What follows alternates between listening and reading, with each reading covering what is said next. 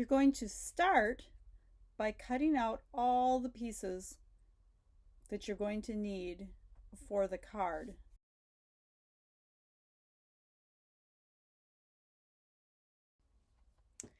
So once you have all of your paper pieces cut, you can go ahead and adhere the designer paper onto your card base using whatever adhesive you like.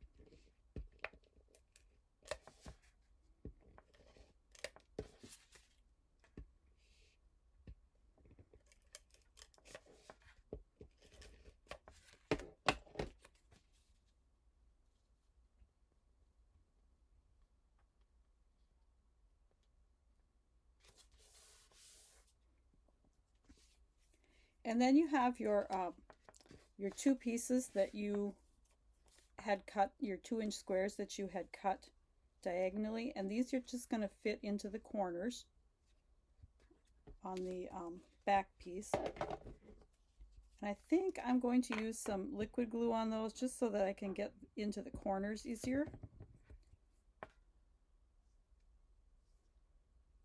And kind of continue leaving your same spacing that you did on your other front pieces.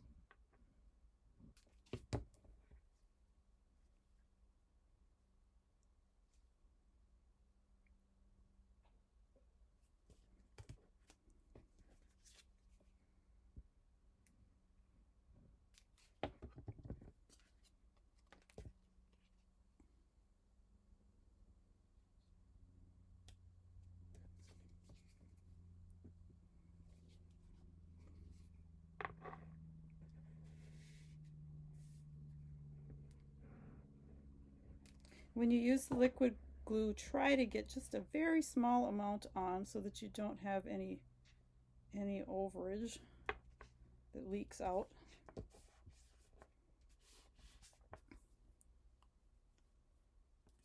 And you can also go ahead and put your big square of cardstock down and just center it in the in the diamond that you've created here with your other pieces. So that's your base. Then you're going to have to do your stamping. And I'm just going to set the base off to the side here for a minute. So when you stamp on your little pieces and your this is a half piece that's going to be your flip-flop part, and also your greeting piece, you need to remember that they're going to be this direction, diamonds, I guess you'd call it, diamond wise. So then you're just going to pull in your memento ink and go ahead and stamp all your greetings. Now I've done my this little guy is going to be the flippy flap, and he's going to be holding a heart. And he doesn't quite fit, but I just really liked him for this spot. So get him nice and dark. And then for the other two, we've got our other otters here. Our little guy with the fish. And these two fit pretty well in. The tail is going to hang over, so you won't see the tail on it, but and then the little guy in the water, and he fits perfectly. And then we have our greeting. You are utterly awesome. And of course you can switch this up with whatever stamp set and greetings you want to use, but I want that right there, and then you'll have your spot you can write your handwritten greeting on. And I'm thinking of this for a Valentine card. So then you're going to color those And I've used various Stampin' Blends. And I am just going to pull in my colored ones here that I've already done, so you can see how cute are those. And then you're also going to stamp, I've taken one of the conversation hearts, and I'm going to stamp this on some, I believe it's Blushing Bride paper. And then there's a matching heart die, and you could use any heart you wanted, or even just a plain heart, as long as it kind of fits in this little guy's arms. So I'm going to die cut that with the matching die. And then this is going to get popped up with a dimensional. And it'll look like he's holding it in his little outstretched arms.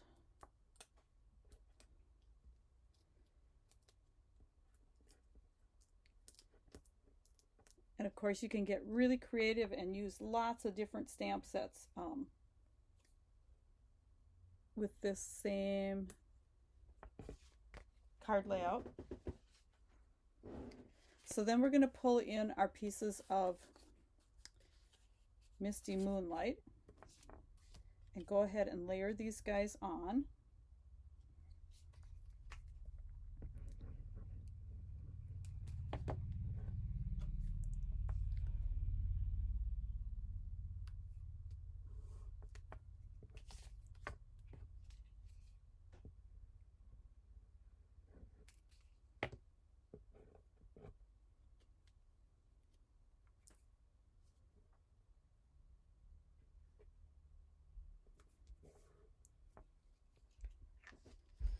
Just a little tip, this is the one that you're going to score and then cut the tip off. And when you're cutting the tip off, you're going to cut about 1 inch off. And I like to lay it on my trimmer and line up these tips and then cut off, so I have it fairly straight. And that's just the way I do it. You could even take a scissors and cut it off. It's not super important. Oh, but we still need to layer this.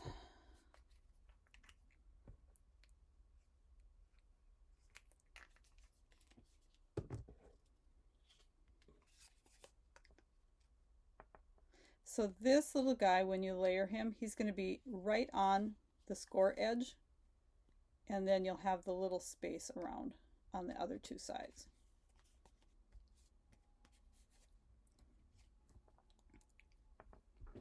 Okay, so now let's start putting all of our fun elements onto our card base. And if you looked at the measurements, the card base is a standard card base. So it's 8.5 by 5.5. And then it's scored at 2 1/8 and 4 1/4. And then you fold it so that you have this, that's the fold back part. And then of course we have our pop out part. So now let's just start layering these. And if you thought this was too white, you could take a blending brush and go ahead and add some of your maybe Pool Party or something to it to just tone the white down a little bit, or stamp it on a piece of the DSP that's lighter. But we're just going to layer this one right in here, centering it. And now this is kind of the trickiest one. You can either use liquid glue or use some tear and tape. And I like to put it on, kind of play with whatever you're doing so that it's, so that he peeks through. It's a little bit tricky to get your pop-up piece to peek through when the card is closed, because it's kind of nice to have it, you know, like look cute when your card is closed, not just when it's open. So you can kind of see about how much white you have to leave around there. I'm just going to hold him down because I really like it where he's at right now. And then either add tear and tape or liquid glue to this, because you want it to be pretty well attached, being it's a moving element on the card. And then I'm just going to shut this lid on it.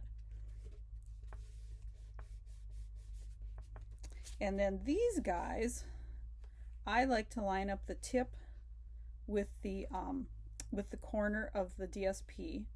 And you need to remember when you flip it over to add your glue, which side you want to put the glue on. Because you only want the glue on the half that's going to be on the attached to this front piece.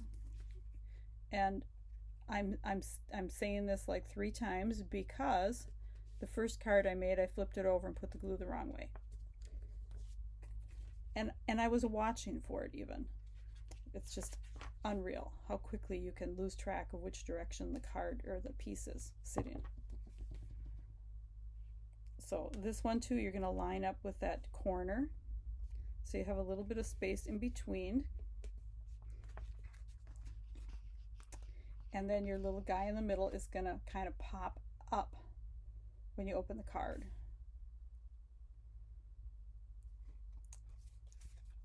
And then when it's closed, he'll look cute there too.